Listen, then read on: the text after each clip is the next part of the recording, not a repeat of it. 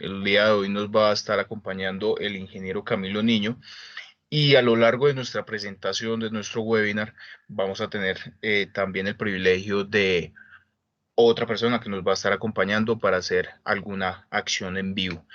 Bueno, les quería recordar a todos los participantes, queríamos recomendarles que tengan el micrófono silenciado y pues digamos las opciones de compartir pantalla ni de prender cámara, pues tenerlas totalmente deshabilitadas.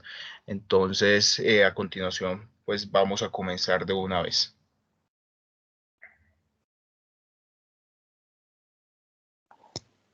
Gracias, Alejandro. Buenos días a todos. ¿Cómo están? Espero se encuentren muy bien.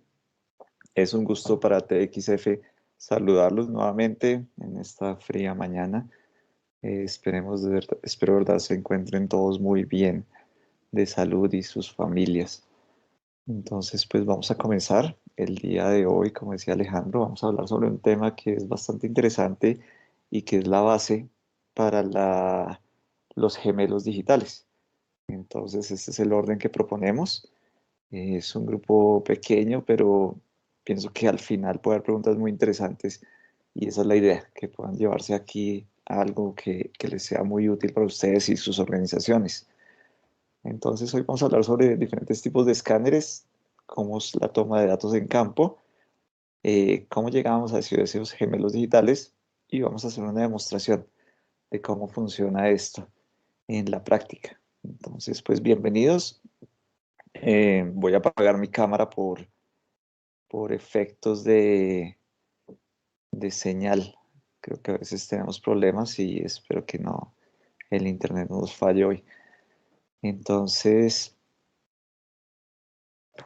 ¿por qué estamos haciendo esto? ¿Por qué estamos hablando de transformación digital, gemelos digitales? El 2020, por obvias razones, fue un año particularmente duro, pero también fue el promotor de esto. Si bien ya existía la pandemia, la recesión económica, el cambio climático, la dificultad de viajar son factores que permiten que la transformación digital llegue a nuestras organizaciones. Y la tecnología estaba ahí. La centralización de información se vuelve una necesidad y todo en pro de la búsqueda de sabiduría dentro de las empresas. Entonces, esto es algo que iremos desarrollando a lo largo de la conversación.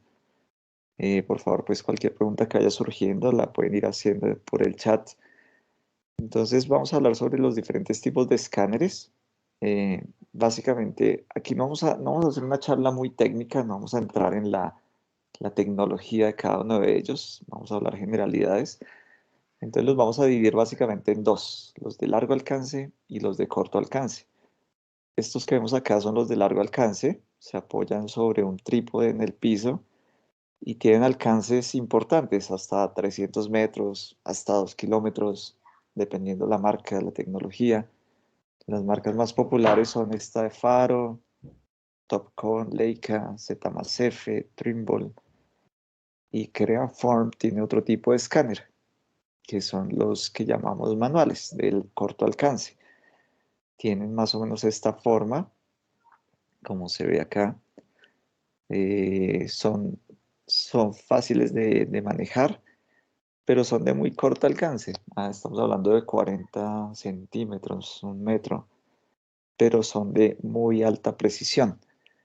Entonces, entre los términos a tener en cuenta, hay unos parámetros que son ajustables dentro de estos equipos, que son la calidad y la resolución de la nube de puntos.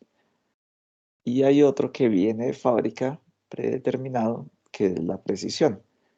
Entonces, los que veíamos anteriormente tienen una precisión de más o menos 2 milímetros y estos pueden ser hasta de 0.0001 milímetro, lo cual pues es una diferencia importantísima, pero asimismo es el rendimiento. Entonces, por ejemplo, un escáner manual como este, que es un Creaform, este es de los modelos viejitos, pero que funciona perfectamente bien en la actualidad. Nos sirve para tomar geometrías muy complejas a unas precisiones muy altas. Más o menos, esta es la manera como funciona. Simplemente se hace un barrido sobre las piezas y eso en el computador va generando unas mallas. Esa es como la forma general de funcionamiento independiente de la marca. Eh, y es como funcionan los escáneres manuales. Este es otro, ya mucho más moderno, Creaform también. Como les decía, no vamos a hablar de las tecnologías, no estamos hablando de lo que está detrás de esto, pero simplemente para que vean la dinámica de cómo funcionan. Esto es un componente de una bomba, por ejemplo, y el objetivo de este cliente era reconstruir la pieza. Entonces se requería altísima precisión para hacer una ingeniería inversa. Ya cuando estamos hablando de largo alcance, de trabajo en plantas, utilizamos este tipo de escáneres, donde su funcionamiento es, pues, la verdad, muy sencillo. Simplemente se hace un adecuado posicionamiento y se toman datos. Eso es algo que puede durar entre 1 minuto y medio y 20 minutos, dependiendo la marca. Entonces eh, se ubica el equipo en la zona de interés, se pone a correr automáticamente y luego se hace otro estacionamiento. Me voy a adelantar un poco acá como para que de pronto me entiendan mejor. Esto, por ejemplo, es una planta, este es un tanque de almacenamiento y estas burbujas que se ven son estos estacionamientos. Eso quiere decir que acá se ubicó el escáner, tomó data, tomó información, después se movió acá, tomó nuevamente la información, después acá. Y como les explicaba, cada ubicación de estas puede ser de 1 minuto, 1 minuto y medio, o 20 minutos, o media hora. Entonces va a depender mucho de qué se está buscando. Aquí me devuelvo un poco. Entonces la información que nos arroja cada uno de estos equipos requiere un postprocesamiento. Al ser tomas de datos diferentes, su procesamiento también es diferente y nos entregará resultados diferentes. Entonces es muy importante definir hacia dónde estamos yendo. Ese gemelo digital que queremos construir, ¿para qué lo vamos a utilizar el día de mañana? ¿Para qué nos va a servir? Y eso nos permitirá escoger adecuadamente el equipo a utilizar, por ejemplo, la tecnología a utilizar. Y eso también nos conlleva al software. Entonces, ¿para qué queremos ese gemelo digital? ¿Qué software tenemos disponible para utilizar? ¿Qué queremos hacer el día de mañana con esa información? Entonces son procesos, digamos, entre comillas, dinámicos, donde la nube de puntos la podemos recoger el día de hoy, pero en el tiempo manipularla de muchas formas diferentes para hacer cosas diferentes.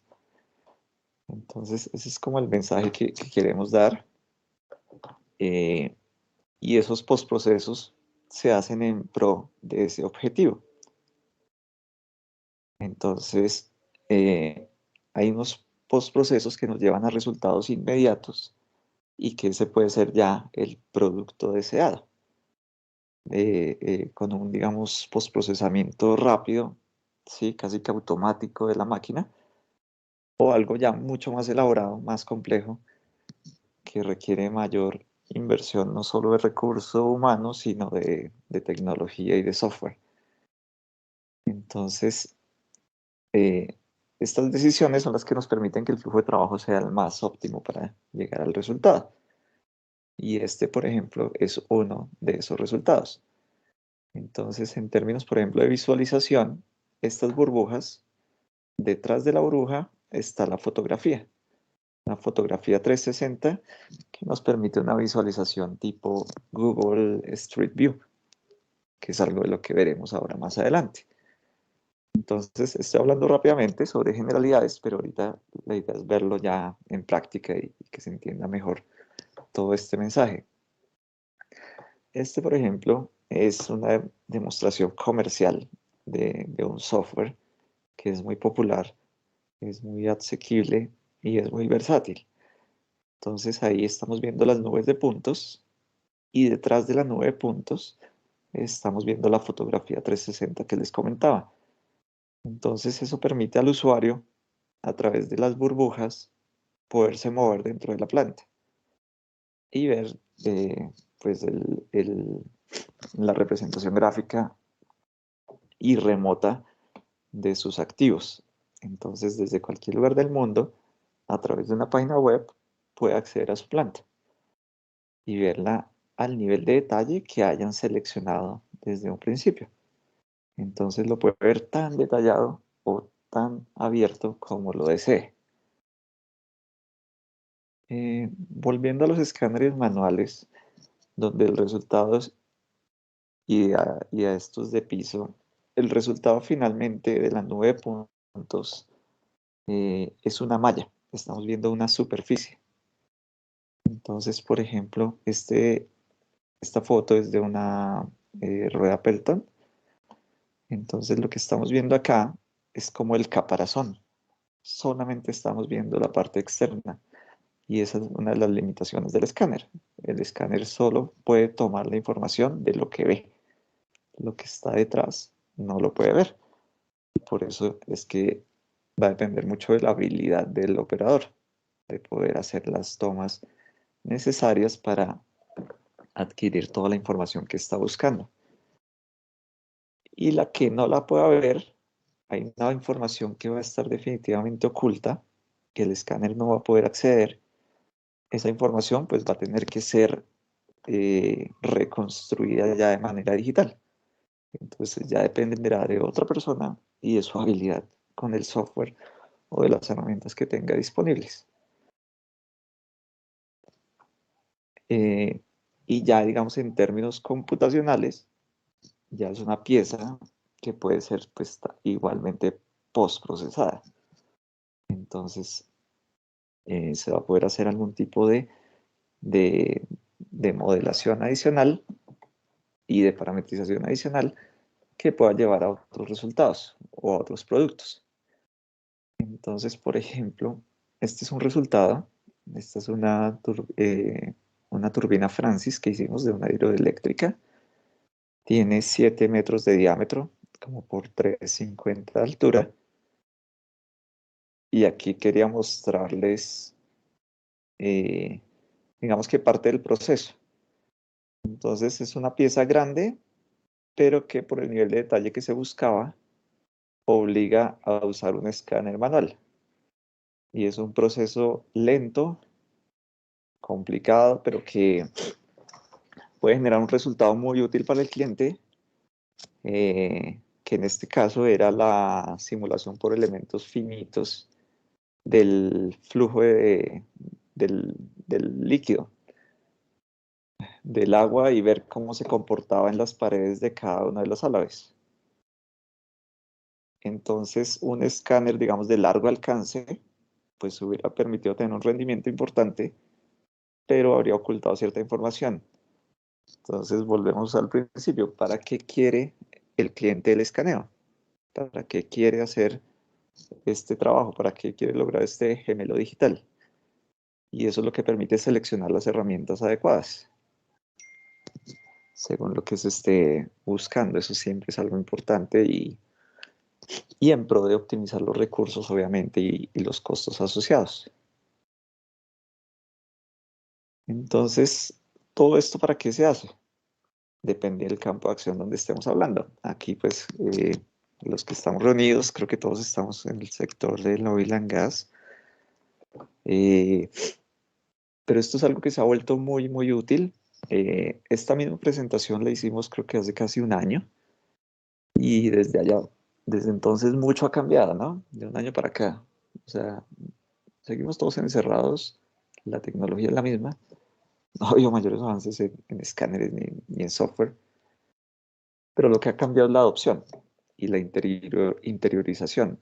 Antes, tratar de movernos por una planta en, una pantalla de computador, pues era poco, poco comprensible. El manejo de las bases de datos de igual manera. ahora ya se ha vuelto algo más de la rutina, más de esta nueva normalidad. Entonces, el moverse en un ambiente 3D puede ser muy útil, puede ser muy bonito, pero más que eso, puede ser muy relevante a la hora de tomar decisiones. Y la representación gráfica de esas nubes de puntos puede ser tan detallada y tan compleja como que se busque, o tan simple y tan útil y tan práctica como se requiera. Entonces, por ejemplo, aquí se ven las dos diferencias, donde en una solo vemos líneas, un isométrico, y acá ya vemos las válvulas, podemos meterle los soportes, podemos colorear cada tubo según el producto. Ahí ya se vuelve, el abanico de opciones se vuelve muy, muy amplio y ya queda todo a criterio del usuario final, del cliente y de las necesidades de la empresa. Eh, y este mundo 3D también se puede volver 2D. Entonces tenemos la información, la data de un tanque, por ejemplo, que está todo en 3D y podemos extraer planos 2D. Así como veíamos los ejercicios de la rueda Pelton, de las turbinas, de igual manera, podemos llevarlo a planos 2D con notas sobre los procesos de manufactura. Entonces ya se vuelve, reitero, a discreción de cada necesidad. Y de hecho hay muchos campos de acción. De hecho, hoy en día también, por ejemplo, para la venta de apartamentos se volvió muy popular la toma de datos 3D y que la persona pueda hacer el recorrido virtual desde su computador y va a tener su apartamento. Finalmente no se está mintiendo ni dando información errónea. Es tal cual la realidad. El proceso normal para llevar a un modelo CAD es partir de una nube de puntos filtrada, luego generación de esas superficies que les comentaba, luego esas superficies se parametrizan y se pueden asignar propiedades, como por ejemplo espesores. Partimos de una superficie sin propiedades a la que le podemos asignar el espesor, eso asignarle el volumen y asignarle, por ejemplo, características del material, hablando ya de una simulación para elementos finitos. Y eso es algo que nosotros usamos, por ejemplo, para hacer evaluaciones de Fitness for Service nivel 3, donde tomamos una geometría real en campo, hacemos el modelo CAD, por ejemplo, un tanque con deformaciones, luego ese modelo se parametriza, se le asignan propiedades de espesor a cada una de las láminas del tanque y se puede llegar al nivel de detalle que se desee, por ejemplo, incluir las soldaduras, las boquillas, los pernos, todo lo que uno quiera o todo lo que considere necesario para el estudio, para los resultados, y posteriormente hacer una simulación de carga hidrostática, de sismo, de vientos, en pro de ese resultado. Aquí, pues bueno, se ve algo de lo que hicimos en algún momento. O si se busca ir un paso más allá, por ejemplo, y estamos hablando ya de utilizar un software de gestión de activos, donde no solo vemos la maqueta, sino que cada componente de la maqueta tiene propiedades.